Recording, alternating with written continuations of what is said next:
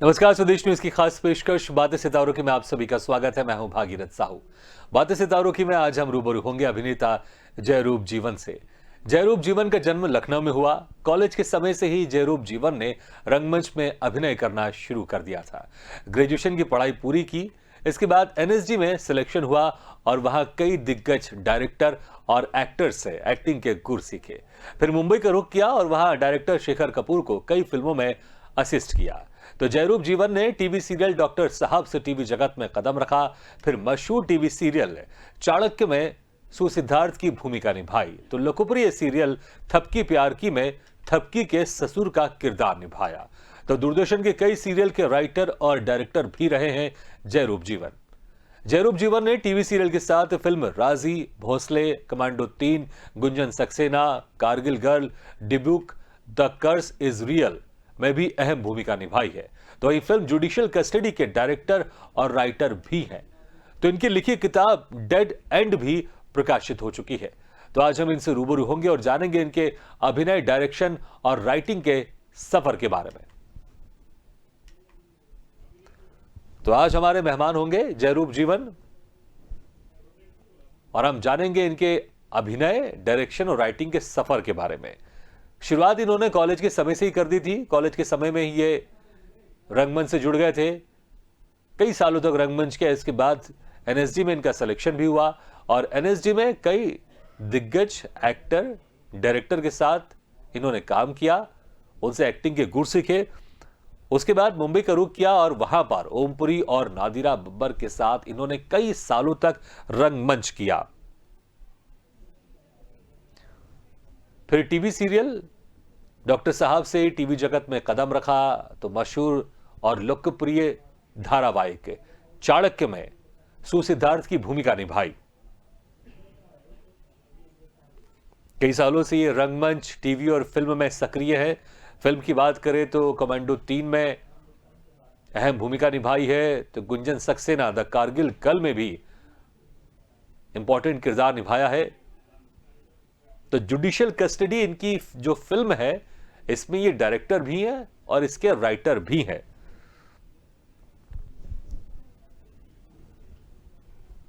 तो वहीं बात करें अगर रंगमंच की, तो रंगमंच में इनका एक नाटक है जिसको इन्होंने निर्देशित किया है। वो 7 साल तक लगातार एक लोकप्रिय नाटक रहा रंगमंच का, खजूर में अटका। ये उनका नाटक है जो काफी लोकप्रिय रहा और लगातार 7 सालों तक इनका मंचन देश में, प्रदेश में कई जगह किया गया। तो इनके द्वारा लिखी एक किताब डेड एंड भी प्रकाशित हो चुकी है। तो आज हमारे साथ जुड़ेंगे और हम इनसे बातचीत करेंगे और जानेंगे कैसा इनका सफर था, कैसे इनकी शुरुआत हुई, फिर धीरे धीरे कैसे वो इस अपने क्षेत्र में आगे बढ़ते गए और फिल्मों में जो इन्होंने काम किया है, टीवी सीरियल में जो काम किया है, उनका अभिनय भी किस तरह से रहा, हम इनसे जानेंगे।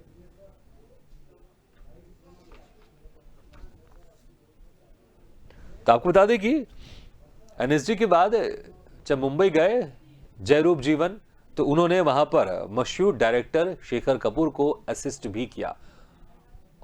उनके साथ कई फिल्मों में एज ए असिस्टेंट डायरेक्टर के तौर पर काम किया। तो जयपुर फिल्म फेस्टिवल में इनके द्वारा निर्देशित एक शॉर्ट फिल्म नोरा रिचर्ड, जो कि एक सत्य घटना पर आधारित है, एक रियल स्टोरी है, इसको अवार्ड भी मिला है। और फिल्मों में भी तमाम तरह के किरदार इन्होंने निभाए हैं। गुंजन सक्सेना, कमांडो में बहुत ही इंपॉर्टेंट इनकी भूमिका रही है। तो वहीं जो फिल्म जुडिशियल कस्टडी है, इसके ये डायरेक्टर और राइटर भी हैं। जो रंगमंच में जुड़ता है कलाकार, उसका एक सपना होता है कि या तो वो सीधे मुंबई जाए और वहां पर फिल्मों, टीवी सीरियल में काम करे, या फिर रंगमंच के जो अधिकतर कलाकार हैं, उनकी कोशिश रहती है कि एनएसडी में उनका सिलेक्शन हो और एनएसडी में जो कोर्स रहता है 3 साल का, वो 3 साल का कोर्स करें, क्योंकि ये देश का सबसे बड़ा राष्ट्रीय नाट्य विद्यालय है एनएसडी। हर एक अभिनेता जो रंगमंच से जुड़ा है खासकर, उसका सपना होता है कि एनएसडी में उसका सिलेक्शन हो जाए। हालांकि बहुत मुश्किल होता है एनएसडी में सिलेक्शन होना। तमाम तरह के इसके प्रोसेस होते हैं, क्राइटेरिया भी होता है। हर एक व्यक्ति एनएसडी में दाखिला के लिए अप्लाई भी नहीं कर सकता, क्योंकि उसके कुछ क्राइटेरिया होते हैं, वो क्राइटेरिया को पूरा करना होता है। उसके बाद फिर आप एलिजिबल होते हैं एनएसडी में अप्लाई करने के लिए। उसके बाद फिर ऑडिशंस होते हैं, तमाम तरह के इंटरव्यू होते हैं, सिलेक्शन प्रोसेस होता है। उसके बाद फिर इसमें सिलेक्शन होता है। और इन सब प्रोसेस और इन सब ऑडिशन से जूझते हुए, अपने आप को साबित करते हुए, जयरूप जीवन ने एनएसडी में दाखिला लेने का जो उनका एक एम था उसको पूरा किया। और कई सालों तक एनएसडी के बाद फिर रंगमंच भी किया, जिसमें ओमपुरी और नादिरा बब्बर जी के साथ कई सालों तक इन्होंने रंगमंच किया है। तो मशहूर फिल्म डायरेक्टर शेखर कपूर को इन्होंने असिस्ट भी किया है।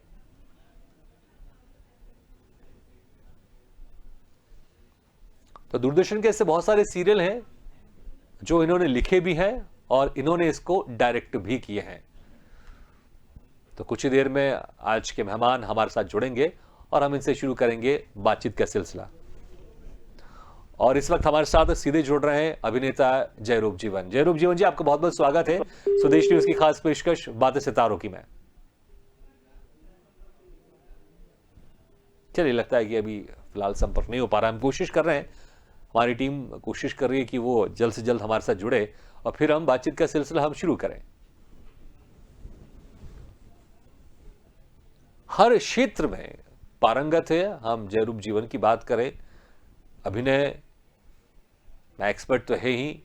एनएसडी से इन्होंने एक्टिंग का कोर्स किया है, एनएसडी में पारंगत हुए हैं। कई बड़े जाने माने डायरेक्टर और राइटर के साथ इन्होंने वहां पर काम किया, एक्टर के साथ उन्होंने काम किया। फिर उसके बाद ओमपुरी, नादिरा बब्बर के साथ भी कई सालों तक रंगमंच किया। तो डायरेक्शन भी किया, अभिनय भी किया और राइटिंग भी कर रहे हैं। अगर हम एज ए लेखक के तौर पर इनकी बात करें तो एक बुक है इनकी, डेड एंड, जो प्रकाशित हो चुकी है। बहुत सारे ऑनलाइन जो प्लेटफॉर्म होते हैं, सेलिंग प्लेटफॉर्म होते हैं, वहां पर इनकी किताब अवेलेबल है। और इस वक्त हमारे साथ जुड़ गए हैं अभिनेता, राइटर और डायरेक्टर जयरूप जीवन जी। जयरूप जी, आपका बहुत बहुत स्वागत है स्वदेश न्यूज की खास पेशकश बातें सितारों की में। नमस्कार जी नमस्कार। जयरूप जी, मैं दर्शकों को आपके बारे में बता रहा था कि आप हर विद्या में आप पारंगत हैं। आप बहुत अच्छे अभिनेता हैं, बहुत अच्छे डायरेक्टर हैं, आप राइटर भी हैं। आप तो आखिर जब आपने शुरुआत की थी तो आप एग्जैक्ट क्या बनना चाहते थे? आप राइटर, डायरेक्टर या लेखक, या आप धीरे धीरे आप आगे बढ़ते गए, अभिनेता से आप डायरेक्टर हो गए, डायरेक्टर से आप राइटर हो गए, उस वक्त आपने खुद सोचा भी नहीं था, या फिर सब कुछ आपने सोचा था कि धीरे धीरे जो मैं अभी कर रहा हूं ये मुझे करना है, ये उस वक्त आपने पहले ही सोच लिया था जब आप कॉलेज में आपने रंगमंच की शुरुआत की थी? नहीं, ऐसा कुछ नहीं है। मैं बैक बेंचर था अपने कॉलेज में, स्कूल में, क्योंकि टीचर्स मुझ में इंटरेस्ट नहीं लेते थे, मैं टीचर्स में इंटरेस्ट नहीं लेता था। तो एक बार मुझे मौका मिला, मेरे किसी मित्र ने कहा कि थिएटर वर्कशॉप ज्वाइन करोगे? जी। मैंने कहा वो क्या होता है? हाँ। उसने कहा कि वहाँ नाटक सिखाते हैं। हाँ। तो मैंने कहा ठीक है, कर लेंगे, क्योंकि दोस्त एक कह रहा है। जी। तो उसको बुरा लगा, उसने कहा कि नहीं, इतना आसान नहीं है। हाँ। पहले वहाँ वर्कशॉप में एंट्री फॉर्म भरना पड़ता है और फिर फीस देनी पड़ती है और सिलेक्शन करते हैं वो लोग। लेकिन मेरे डायरेक्टर मेरे जान पहचान के हैं, तो मैं कोशिश करूंगा तुम्हारा एडमिशन हो जाए। जी। तो मैंने कहा ठीक है। तो मैं गया, मुझे ले लिया गया उसके कहने से, और मैं पीछे जाके बैठ गया क्लास में। हाँ। जैसे कि आदत थी मुझे स्कूल कॉलेज में बैठने की। जी। तो डायरेक्टर ने कहा कि आज पहला दिन है और हम जो काम कर रहे हैं उसकी डेफिनेशन के बारे में मालूम होना चाहिए। हाँ। तो उन्होंने कहा कि नाटक क्या है, उसकी परिभाषित कैसे करेंगे, बताइए आप लोग। जी। तो जो ब्रिलियंट स्टूडेंट्स थे वो सब आगे बैठे हुए थे। हाँ। उन्होंने हाथ खड़े कर दिए।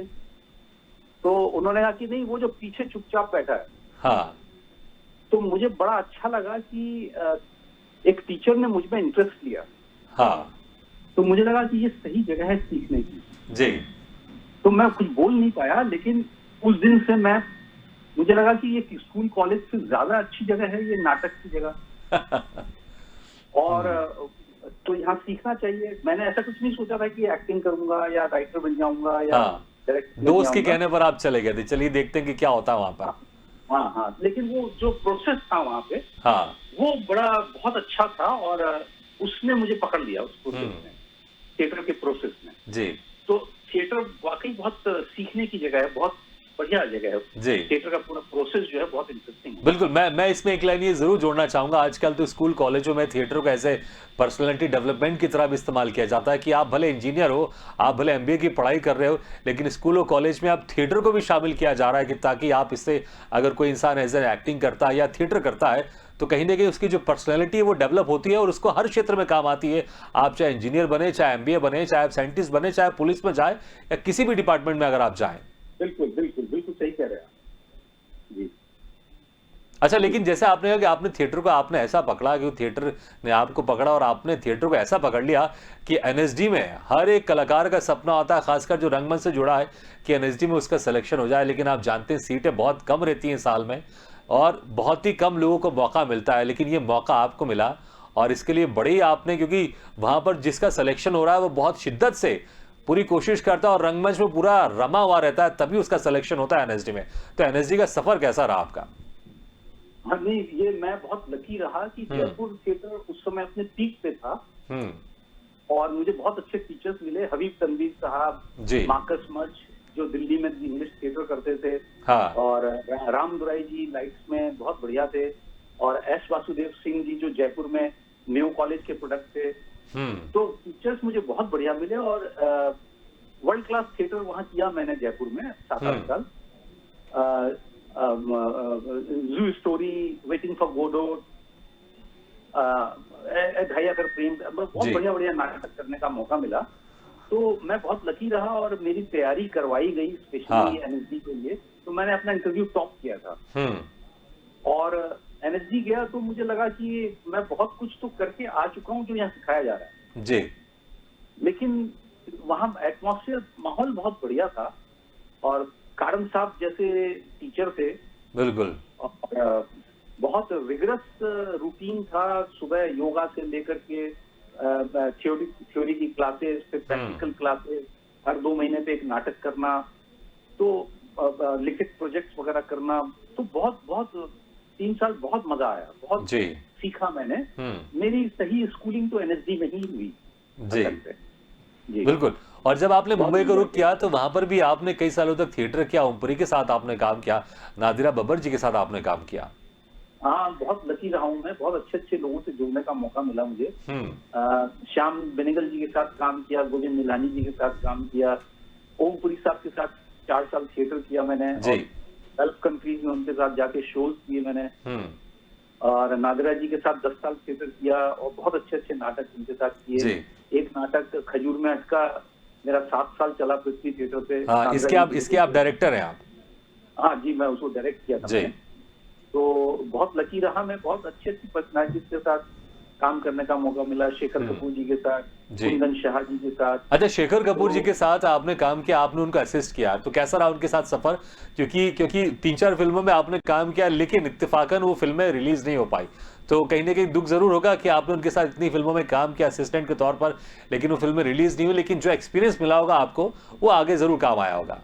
बहुत एक तो वो बहुत ही अच्छे इंसान हैं और उतने ही क्रिएटिव डायरेक्टर हैं जी, और बहुत प्यार करते थे मुझे। उनके साथ मैंने इंडस्ट्री को बहुत अंदर से देखा, मतलब उनके साथ ही हमेशा रहता था। तो मैं वो जिनसे भी मिलते थे सबसे उनकी बातचीत सुनना, देखना, समझना, तो बहुत सीखने को मुझे मिला।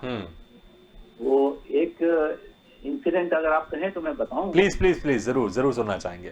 वो 15 साल थिएटर कर चुका था मैं, एनएसडी कर चुका था जी। तो मुझे लगता था मैं बहुत आता है, मुझे बहुत सीख गया हूँ मैं।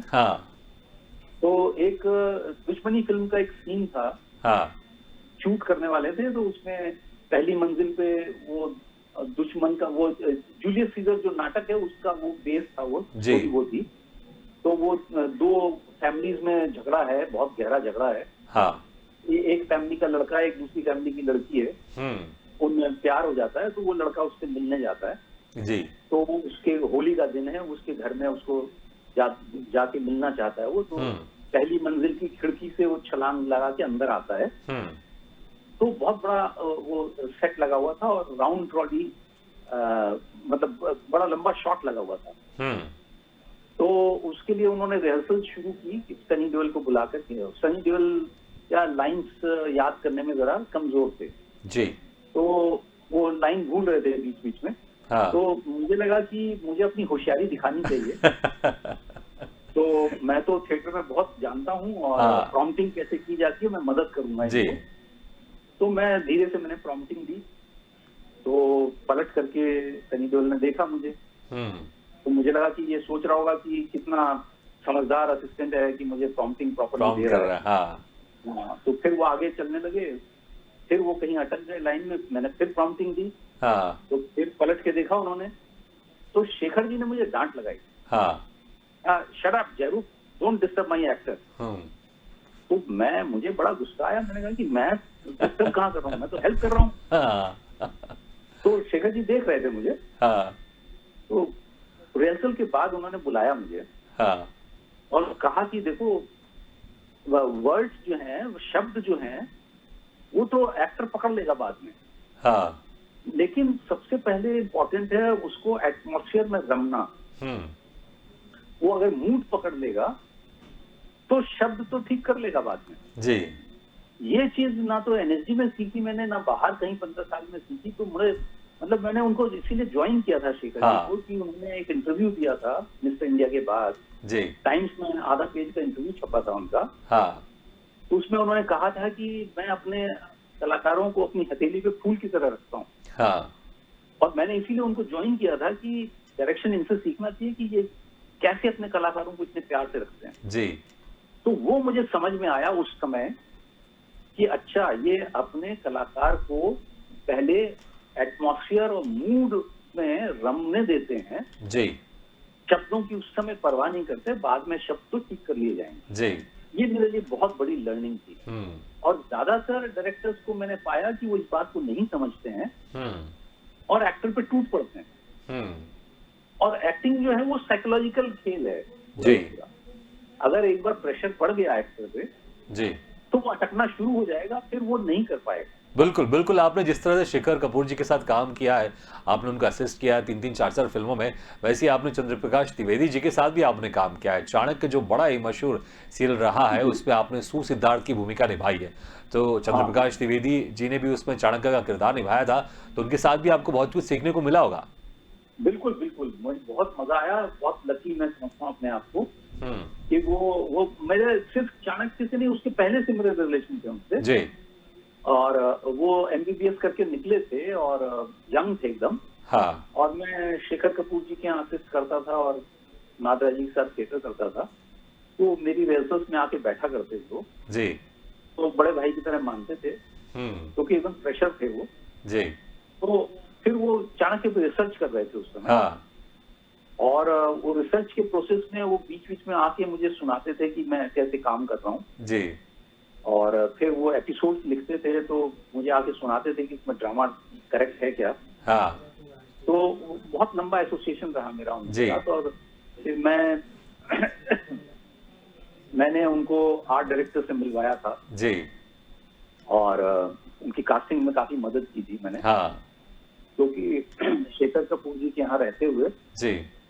मैं कास्टिंग भी करता था। तो लगभग कोई भी एक्टर अगर बॉम्बे में उतरता है तो सिर्फ उसमें आपने एज ए एक्टर काम नहीं किया, बल्कि आपने चंद्रप्रकाश त्रिवेदी जी की एज ए प्रोडक्शन में भी हेल्प की, मदद की आपने उनकी। मैं अगर फिल्मों की बात करूं तो फिल्में बहुत सारी की आपने। फिल्म राजी है, कमांडो 3 है, गुंजन सक्सेना, कारगिल गर्ल, इतनी सारी आपने फिल्में की। तो फिल्मों का सफर कैसा रहा? क्योंकि रंगमंच का सफर हमने सुना है, टीवी सीरियल का सफर हम ज्यादा जिक्र नहीं कर पाए, क्योंकि आपने टीवी सीरियल में बड़े इंपॉर्टेंट किरदार निभाया। जो थपकी प्यार की में आपने थपकी के ससुर का निभाया रोल आपने, लेकिन समय कम है। तो मैं फिल्मों का एक्सपीरियंस आपसे जानना चाहूंगा, क्योंकि जो रंगमंच के कलाकार होते हैं जब वो फिल्मों में जाते हैं तो थोड़ा सा उनका एक्सपीरियंस डिफरेंट होता है। क्योंकि अक्सर मैंने रंगमंच के कलाकारों को कहते सुना है कि मजा तो हमें रंगमंच में ही आता है।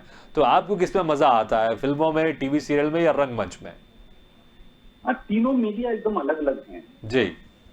और बिल्कुल ये सही है कि रंगमंच का जो प्रोसेस है, हाँ। जैसे अगर एक नाटक हमको तैयार करना है, हम्म। तो छोटा नाटक भी होगा तो कम से कम 30 रिहर्सल तो करनी ही होती है। जी। और वो जो प्रोसेस है 30 दिन की रिहर्सल का, हाँ। उसमें देखिए कितना एनॉर्मस इनपुट जी। करता है एक्टर कि एक आज जी, रिहर्सल तो फिर इसके हिसाब से की जब आप फिल्में करते होंगे तो कम समय में बहुत सारे काम हो जाते होंगे, क्योंकि आप डायलॉग मिला और हमने जस्ट बोला कैमरे के सामने और हमारा काम खत्म हो गया। थिएटर की तरह आपको कई दिनों तक उसकी प्रैक्टिस नहीं करती रहनी होती होगी। हाँ, तो उतना रिसर्च करने का मौका नहीं मिलता ना। हाँ। लेकिन फिल्म में दूसरी कहानी है कि वहां पे 100-150 लोग खड़े हुए हैं जी। और टाइमिंग बहुत इंपॉर्टेंट होती है, और हाँ। वो एक्शन कहा गया तब तक पसीना आ जाता है एक्टर को। बिल्कुल। इतने लोग एक साथ खड़े हुए देख रहे हैं, काम चल रहा है, शोरगुल हो रहा है, लाइटें लगाई जा रही हैं, हाँ। और अचानक शॉट देना है हाँ। आपको। अच्छा जयरूप जी, concentrate करने रक्षा मंत्री बन के आपको कैसा लगा था? क्योंकि कमांडो 3 में आपने रक्षा मंत्री की भूमिका निभाई थी आपने। हाँ, छोटा सा रोल था। जी, छोटा सा रोल था, लेकिन जो किरदार था वो बड़ा इंपॉर्टेंट था। रक्षा मंत्री मतलब डिफेंस मिनिस्टर, क्योंकि कुछ तो फील हुआ होगा आपने कि रक्षा मंत्री बने आप, कुछ डिफरेंट तो फील होता ही होगा उस वक्त। नहीं, वो क्योंकि वो मेरे आइसोलेशन में मेरा शॉट लिया गया था। जी। तो उसमें कोई ऐसा कुछ माहौल नहीं बनता या कुछ ऐसा बहुत ज्यादा वर्कआउट करने का मौका नहीं मिलता। हाँ।